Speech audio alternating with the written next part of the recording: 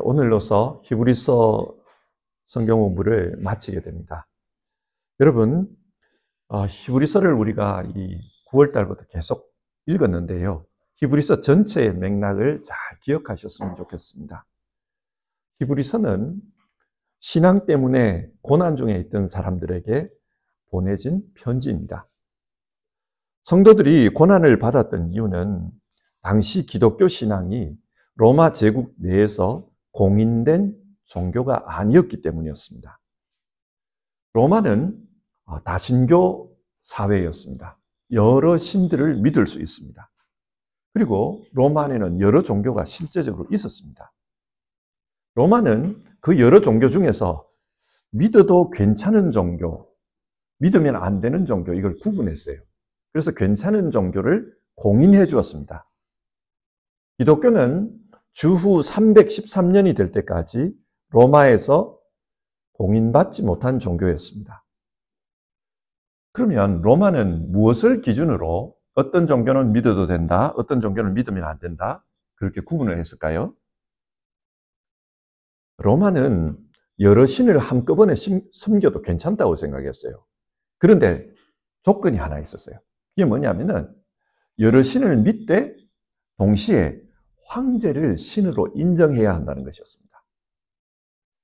황제들이 자신의 권력을 굳건하게 하기 위해서 황제 자신을 신이라고 그렇게 인정하도록 했어요.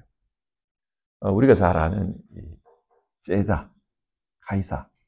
이 사람이 죽고 나서 그의 양아들인 아우구스투스가 황제가 됩니다. 근데 이 아우구스투스는 자기의 그 황제권을 이제 그전에는 공화정인데 이제부터는 왕정이잖아요. 그러니까 자기의 황제권을 공고히 하기 위해서 죽은 세자가 신이 되었다고 주장했어요. 그리고 자기는 신의 아들이다. 그렇게 주장했어요. 이게 정기적으로 반복이 됩니다. 황제들이 자기 그 황제권을 아주 견고하게 하기 위해서 늘 이런 주장을 해요. 예를 들어서 이 네로 같은 사람들, 이 황제권이 굉장히 의심을 받았단 말이에요. 그러다 보니까 이 사람도 자기가 신이라는 걸 인정하라 그래요. 그리고 자기를 신으로 인정하지 않으면은 죽여버렸어요. 그런 이 황제 숭배에 대한 요구가 로마에서는 정기적으로 있었습니다. 그런데 기독교는 이걸 도무지 받아들일 수가 없었어요. 그렇지 않습니까? 신은 오직 하나님 한 분밖에 없다. 그런 신앙을 가지고 있기 때문에 황제를 신으로 인정할 수가 없는 거예요. 이렇게 되니까 로마로부터 절대 공인받을 수 없는 종교가 된 겁니다. 공인받을 수 없을 뿐만 아니라 로마의 정책에 거스르는 종교다. 그래서 박해를 가했습니다. 자, 이렇게 박해 상황이 길어지자 히브리 출신 기독교인들 중에 다시 유대교로 개종하는 이들이 있었습니다. 아이러니하게도 똑같이 유일신을 믿지만 유대교는 공인을 받았어요. 그래서 유대교를 믿는 것은 불법이 아닙니다. 그러다 보니까 유대교로 돌아가는 사람들이 있었어요. 이 사람들이 이렇게 생각한 겁니다. 같은 하나님을 믿는데 왜 박해를 받으면서 굳이 기독교를 고집해야 하는가? 그런 생각을 한 거예요. 자, 사람들이 이런 생각을 가지고 기독교를 버리고 유대교로 돌아가니까 이 지금 히브리서를 쓰시는 분이 기독교하고 유대교의 차이를 설명해 주는 겁니다. 그리고 왜 끝까지 기독교를 믿어야 되는가? 그 이유를 밝히고 있습니다. 그게 히브리서입니다.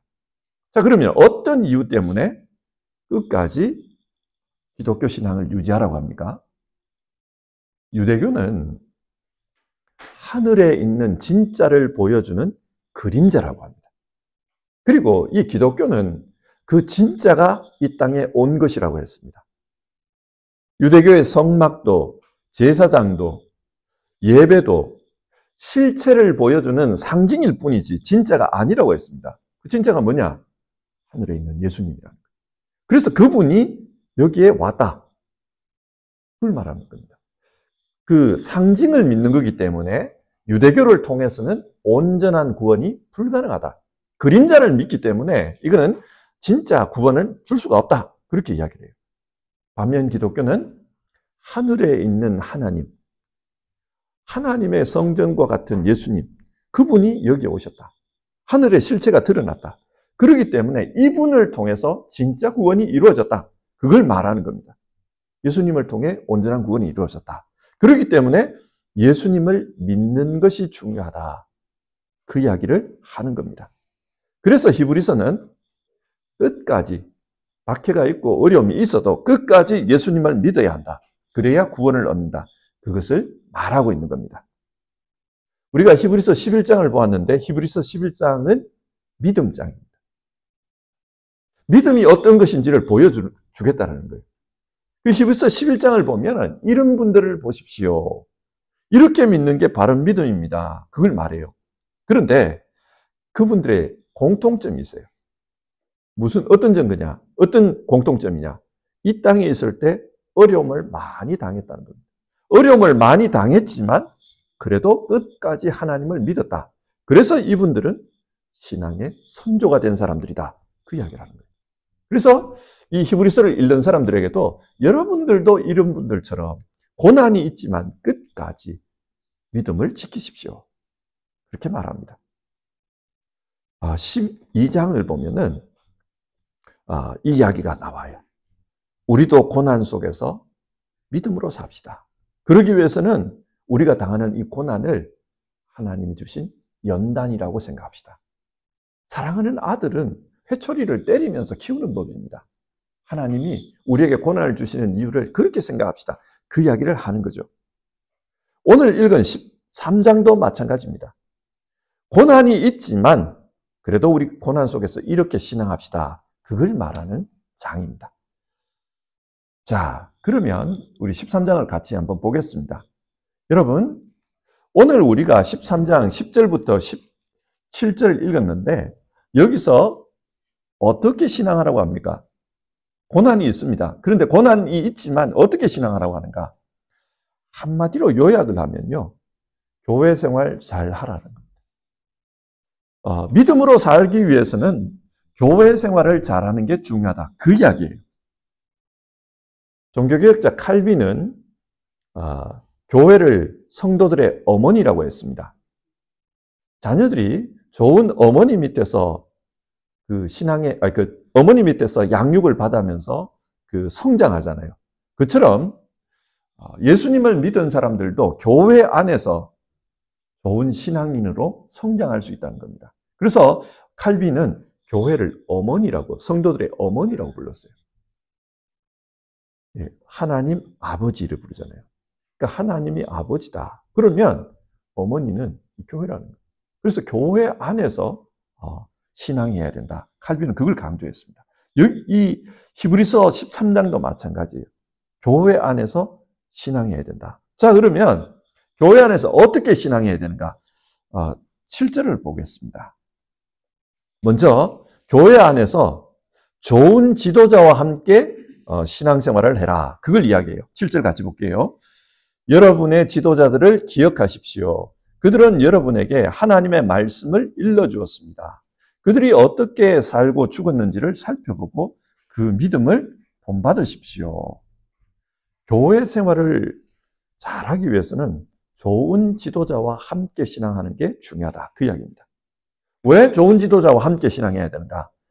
하나님의 말씀을 가르쳐주고 또 신앙의 본을 보여주는 사람이라는 거예요. 이 말씀 읽으면서 굉장히 부담됐어요. 이 좋은 지도자는 하나님 말씀을 가르쳐주고 어떻게 살다 어떻게 죽었는지 믿음의 본을 보여야 된다. 굉장히 좀 부담이 되었습니다. 그러나 제 개인적으로는 좋은 지도자가 되도록 노력을 해야겠다. 그런 생각을 합니다. 근데 여러분, 노력을 한다고 해서 좋은 지도자가 될 수 있을까요? 여러분이 보실 때 100% 만족할 수 있을 것 같습니까?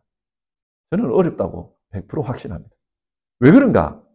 오늘 성경 한번 보시겠습니까? 8절입니다. 예수 그리스도께서는 어제나 오늘이나 영원히 한결같은 분이십니다. 이게 무슨 말이에요? 사람은 100% 만족이 안 되는 거예요. 그러니까 좋은 지도자가 누굽니까? 예수 그리스도예요. 그러니까 예수님을 본받으려고 애를 쓰십시오. 사람을 지도자로 삼지 말고 궁극적으로 예수님을 지도자로 생각하십시오. 그 말입니다. 그러나 우리가 현실에서 교회 생활을 하다 보면은 예수님을 내 신앙의 지도자로 생각하지만은 그래도 현실에서는 사람 지도자가 있어요. 어디를 가나 그렇지 않습니까? 사람 지도 있습니다. 그러면 여기서 말하는 좋은 지도자가 어떤 분일까? 이 히브리서가 기록되던 당시를 생각을 해봅시다.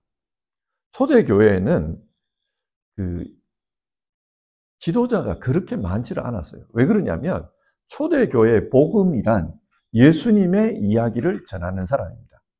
그리고 예수님의 이야기를 전하기 위해서는 예수님을 직접 보고 그분에게서 배우고 그분의 부활하심을 경험한 사람이라야 되었던 겁니다.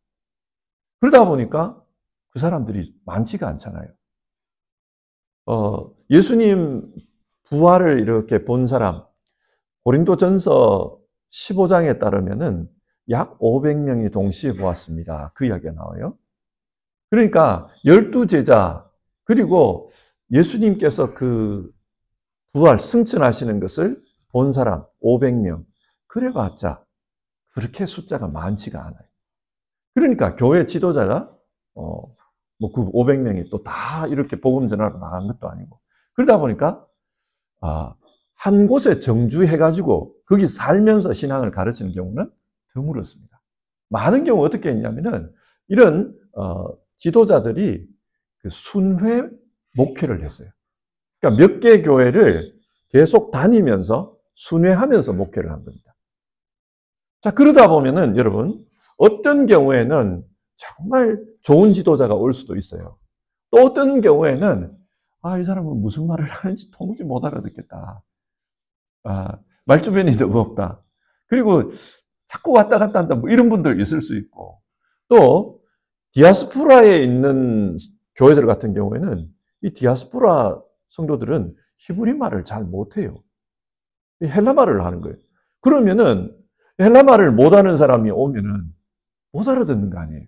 그러니까 이런 어려움들이 생기는 겁니다. 그래서 여러분은 좋은 지도자들을 여러분에게 신앙을 가르쳐준 그런 좋은 지도자들 그들을 생각하십시오. 그 이야기를 하는 거예요.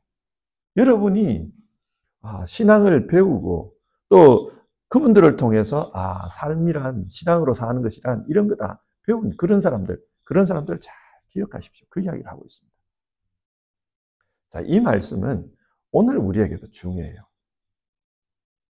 오늘날은 교회 개념이 좀 많이 바뀐 것 같습니다. 예전에는 자신이 몸담고 다니는 교회, 지역교회, 그 교회가 자기 교회였습니다. 베를린에 있으면서 베를린 소망교회 다닌다. 그러면 베를린 소망교회가 여러분의 교회죠.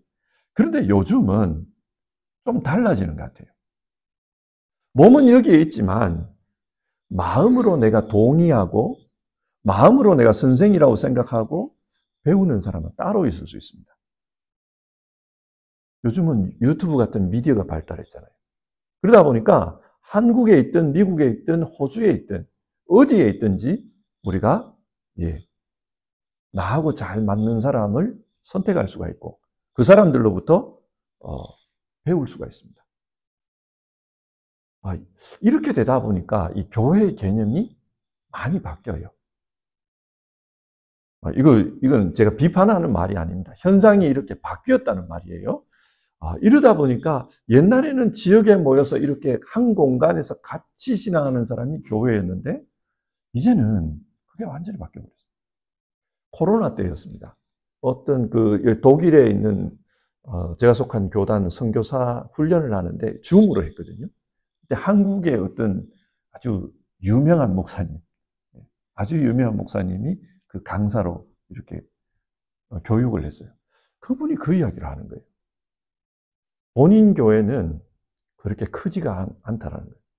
본인은 되게 기독교 방송에 많이 나오기 때문에 아주 유명해요. 근데 본인 교회는 그렇게 크지가 않았다. 그런데 코로나를 지나면서 교인 수가 너무너무 증가했다는 거예요. 근데 그 증가한 게 현장에 오는 사람이 증가한 게 아니라 이 온라인 교인이 너무너무 증가했다. 그래서 이제 온라인으로 헌금도 보내고요. 그래서 온라인으로 교회 행사에 참여도 하고요. 그런다는 거예요. 아주 작은 교회인데 교회가 갑자기 너무 커져 버렸다. 그런 이야기를 하시더라고요. 그러면서 이게 이 코로나를 지나면서 교회가 바뀌는 것 같다. 그 이야기를 하시더라고요. 실제 그래요. 아마 우리 중에도 그럴 겁니다. 그래서 저하고 같이 신앙생활 하시는 분들도 있지만 또 담임 목사 한 사람만은 아닐 수 있어요. 또 다른 목사가 있을 수 있어요. 그러니까 온라인을 통해서 접하는, 그래서 그분을 통해서 신앙을 배우고 그분을 가르침에 따라서 내가 살려고 애쓰는 그런 사람들이 생기는 거예요. 그러면 옛날에 이 히브리서가 기록되던 당시하고 상황이 비슷해진 거예요. 그 당시에 한 사람이 머물면서 신앙을 가르치는 게 아니라 이 사람이 왔다가 가고 또 저 사람이 왔다 가고 이런다 그랬잖아요. 지금 우리 시대도 비슷하게 된 거예요. 자, 이런 상황에서 이제 이 말씀을 이해해 봐야 됩니다. 좋은 지도자를 만나고 그 사람을 따라가는 게 중요하다는 거예요. 여러분, 이건 누가 해줄 수 있는 게 아니에요. 여러분들이 해야 될 일. 실제적으로 이제 목사의 관점에서 이야기하는 겁니다. 실제적으로 유튜브를 이렇게 보다 보면은 훌륭한 목사님들이 참 많아요. 그러나 이상한 분들도 되게 많아요. 이 정치꾼인가 선동꾼인가 그런 분들도 있고, 또 어떤 분들은 이 다른 교회 교인들을 끌어와 가지고 자기 교회 교인을 만들려고 그러는 사람도 있는 것 같아요. 또 어떤 분은 보면은 정말 그 사람들이 듣기 좋아하는 소리만 하시는 분들도 있어요. 이런 분들을 보면은 조금 그런 생각이 들더라고요. 자기 이름을 떨치려고 한다. 그래서 조금 경영 마인드를 가지고 지금 이 교회를, 신앙을 가르치고 있다. 그런 생각이 들어요. 신학이 없는 사람도 많습니다. 그리고 성경에 대한 이해가 아주 얕은 경우도 많은 것 같더라고요. 그래서 여러분들에게 진짜 잘 분별하십시오. 그걸 부탁을 드리는 거예요. 9절을 보면 이런 말씀이 나오지 않습니까? 9절. 여러 가지 이상한 교훈에 끌려다니지 마십시오. 그 당시 순회 이런 전도자들 중에 이상한 사람들이 있었다는 거예요. 우리가 바울서시를 보면 그런 이야기가 늘 나오잖아요. 율법을 가져와가지고 그걸 가르치려고 하는 사람들도 있고, 또 이 기독교 복음하고 그리스 철학을 섞어가지고 이단 사상을 가져와 가르치려고 하는 거짓 교사들도 있고. 그래서 이 히브리서 기자는 이상한 교훈에 끌려다니지 마십시오 이야기를 해요. 이 히브리서는 특별히 많은 사람들이 유대교로 돌아가려고 했다 그랬잖아요. 그러니까 이렇게 박해도 많고 그런데 같은 하나님 믿는데 그냥 유대교로 돌아가자. 율법을 가르치는 그런 사람들이 있었던 것 같아요. 할례를 받으라. 정결의식을 지켜라. 유대인이 먹는 음식만 먹어라. 그러다 보니까 9절 이하에 보면은 음식에 대한 이야기를 하고 있습니다. 이런 사람들이 나타나서 가르치는 거예요. 자, 우리 시대에도 여러분 그렇습니다. 이상한 사람들이 있어요. 그러니까 여러분들 잘 분별하시기를 바랍니다. 그리고 이단이죠. 이단들이 조금 이렇게 유튜브에 계정을 보면은 그 이단교의 이름이 아닌 그냥 일반 이름을 올리더라고요. 근데 그 검색을 해서 찾아보면은 이단인 경우도 꽤 많아요. 예를 들면 뭐 안식교라든지 이런데. 그리고 이제 특별히 신천지 같은 경우 조심해요. 이 사람들은 나는 신천지입니다. 절대 안 밝힙니다. 그래서 정말 조심해요. 그 가르침이 조금 신비하게 느껴질 수도 있고, 왜냐하면 그들은 비유풀이라는 이야기를 하거든요. 비유풀이, 영해 이런 표현을 쓴단 말이에요. 영적인 해석을 한다는. 그러다 보니까 조금 뭐가 이게 신비하게 느껴지고 일반 교회에서는 터부시하는 이런 이야기들을 하니까 빠질 가능성이 있어요. 굉장히 조심해야 됩니다. 그래서 지금 이 히브리서가 우리에게 주는 교훈은 신앙생활을 끝까지 잘하려고 하면 교회 생활을 잘해야 된다. 그 교회 생활을 잘한다는 게 뭐냐? 좋은 지도자와 함께 신앙생활을 해라. 그 이야기를 하고 있습니다. 두 번째로 그 건강한 신앙생활을 하기 위해서는 교회 안에서 예배 생활을 잘 하라는 거예요. 10절과 11절에 보면은 우리에게는 한 제단이 있습니다. 그런데 유대교 성전에서 섬기는 사람들은 우리의 이 제단에 놓은 제물을 먹을 권리가 없습니다. 유대교의 제사의식에서 대제사장은 속죄 제물로 드리려고 짐승의 피를 지성소에 가지고 들어가고 그 몸은 진영 바깥에 태워버립니다. 이야기를 해요. 구약하고 신약하고 이 예배를 비교하고 있는 겁니다. 그러면서 구약의 그 대속죄일에 드리는 예배에 대해서 이야기를 합니다. 대속죄일은 죄를 속함받는 예배를 드리는 날이잖아요. 그러니까 이때 피를 제단에다가 뿌리고 그리고 이 제물은 진영 바깥에서 태워버립니다. 이야기가 나와요. 진영 바깥에서 태우는 이유가 뭐겠습니까?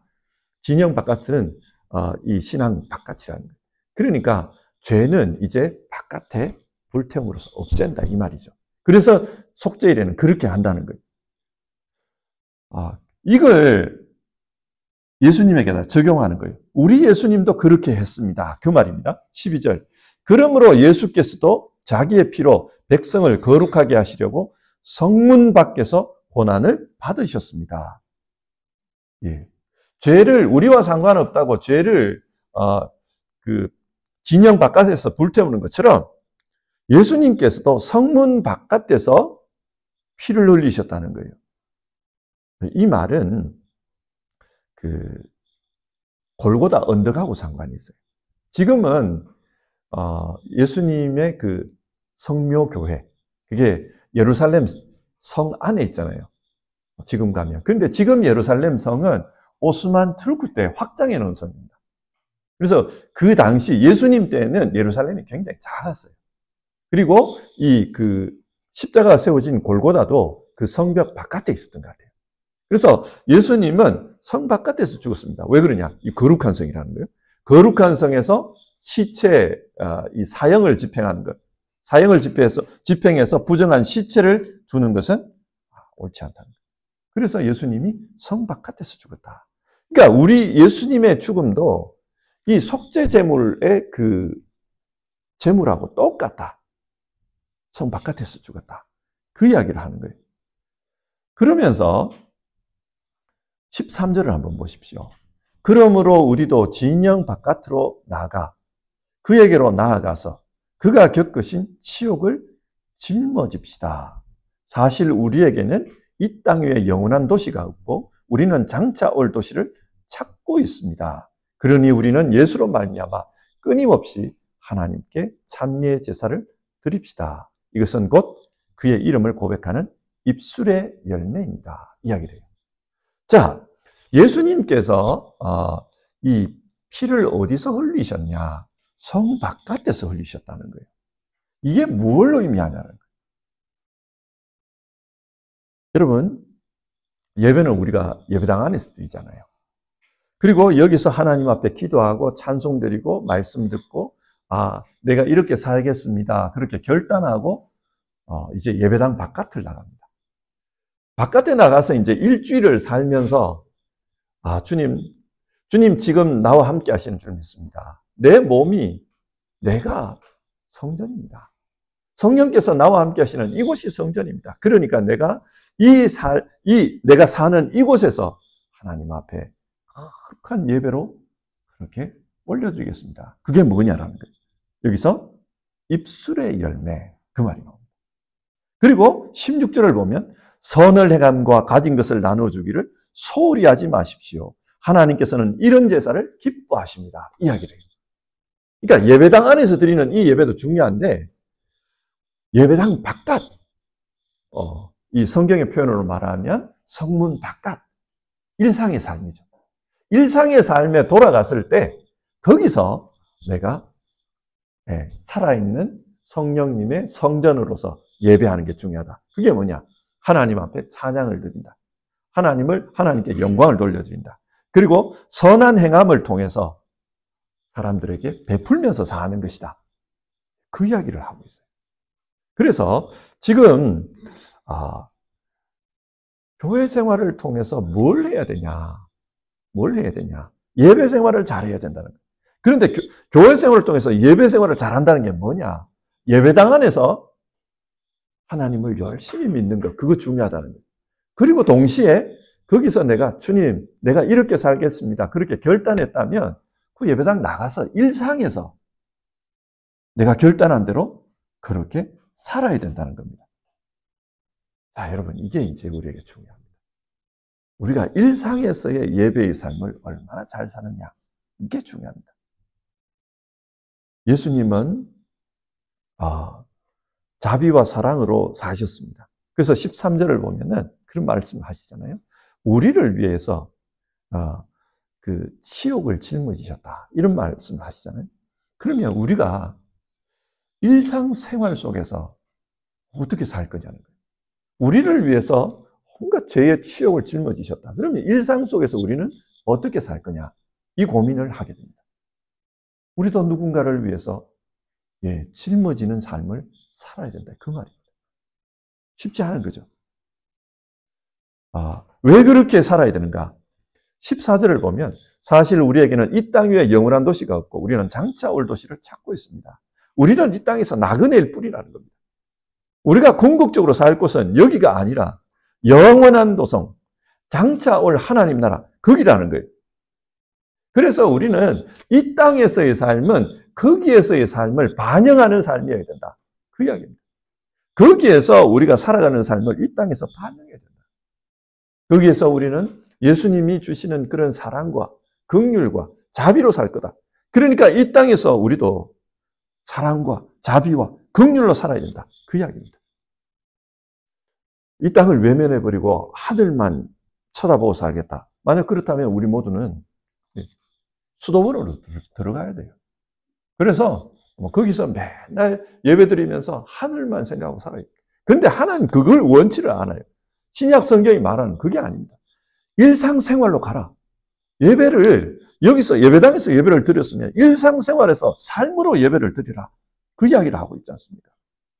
그래서 우리는 일상생활 속에서 신앙으로 사는 것, 그게 정말 중요합니다. 세 번째로 신앙생활을 잘하기 위해서는 어떻게 해야 되는가? 고난이 있어도 끝까지 신앙생활을 하기 위해서는 어떻게 해야 되는가?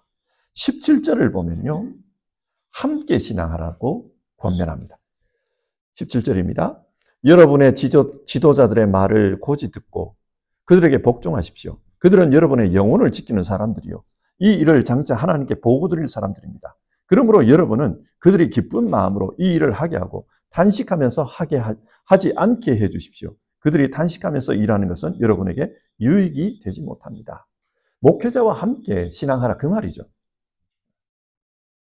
목회자가 틀렸으면 모르지만 그렇지 않으면 함께 신앙해라, 그 이야기를 합니다. 그게 여러분의 영혼, 그 사람들이 여러분의 영혼을 지키는 분들이다, 이렇게 이야기하잖아요. 여러분에게 유리합니다, 유익합니다, 그렇게 말합니다. 베드로전서를 보면 마귀가 우는 사자와 같이 삼킬 자를 찾고 있다, 이런 말이 나오죠. 우는 사자와 같이 삼킬 자를 찾는다, 그 이야기는 교회 성도님들 중에 흔들어서 넘어뜨릴 자를 찾는다, 그런 의미로 해석할 수 있습니다. 그러면 마귀는 어떤 사람을 찾을 것 같아요? 우리가 이걸 한번 생각해 봐요. 우는 사자와 같이, 우는 사자가 여러분 먹이를 사냥하려고 막 삼키려고 그렇게 하잖아요. 그럴 때 어떤 목표물을 공격합니까? 건강해가지고 달리기 엄청 빠르고 힘도 세고 자기보다 자기보다 더 크고 이런 이런 동물을 공격할까요? 사자도 자기보다 큰 들소나 이런 거 잘 공격을 안 해요.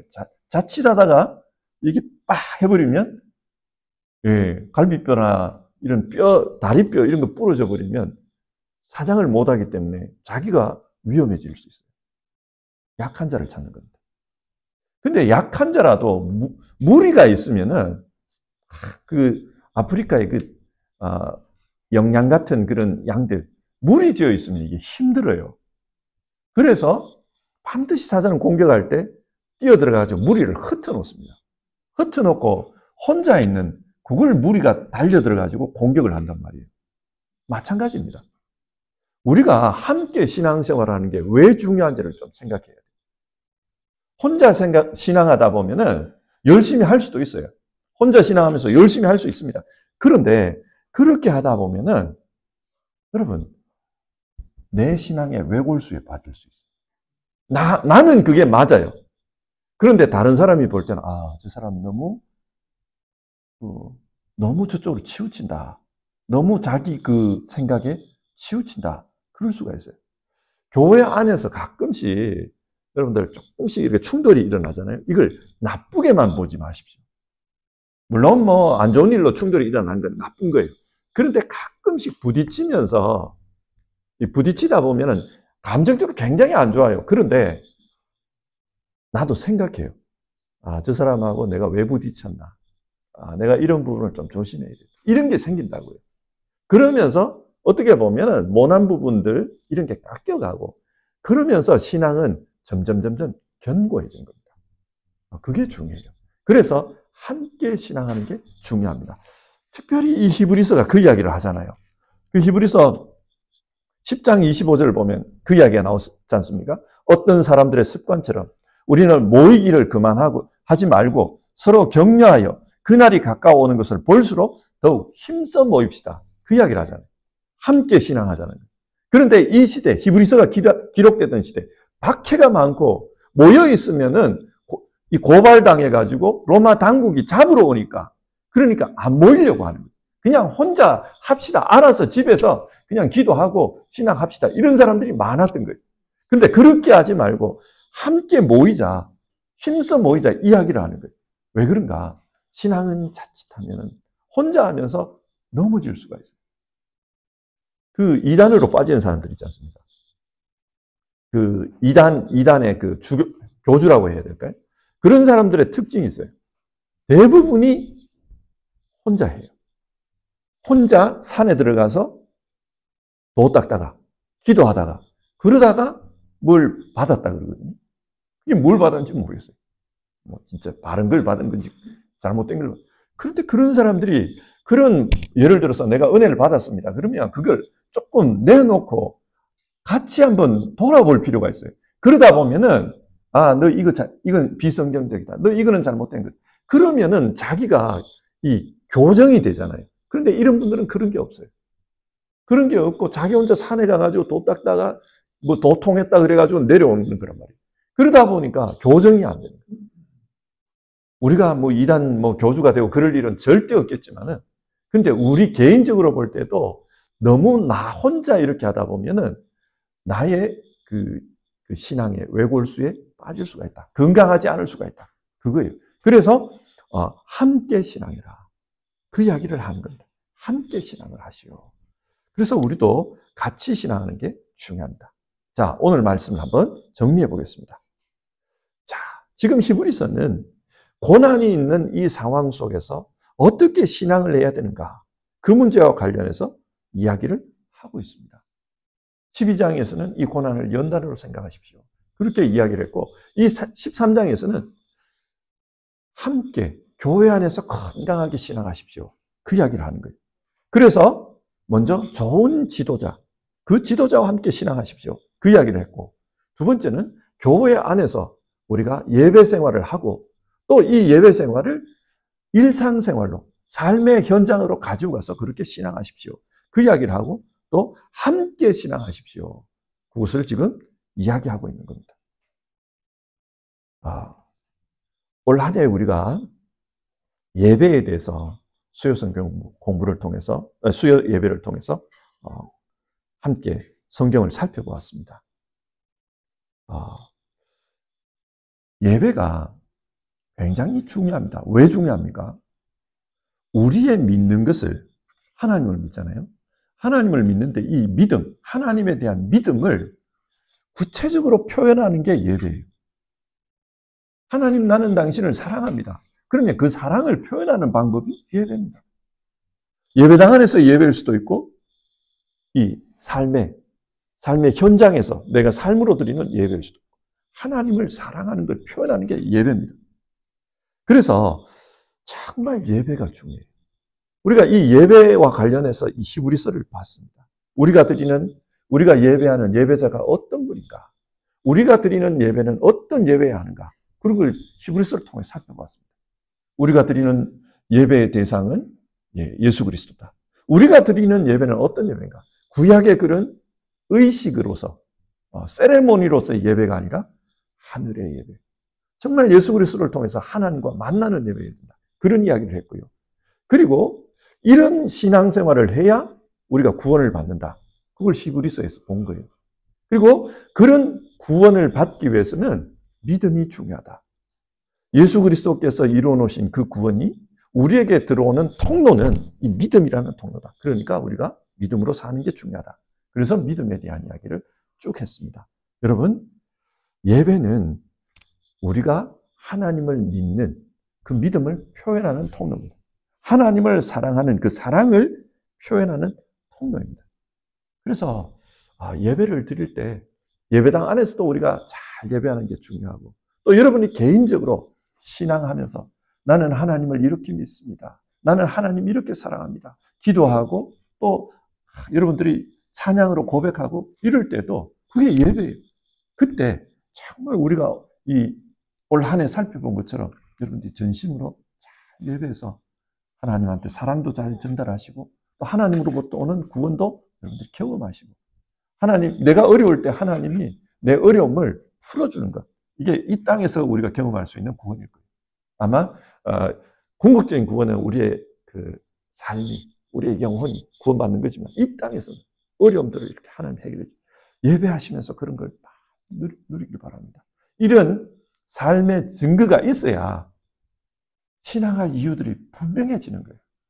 삶의 증거가 없으면, 어려움 만나면 우리도 조금 이게 신앙이 힘들어지고 마음이 힘들어질 때가 있어요.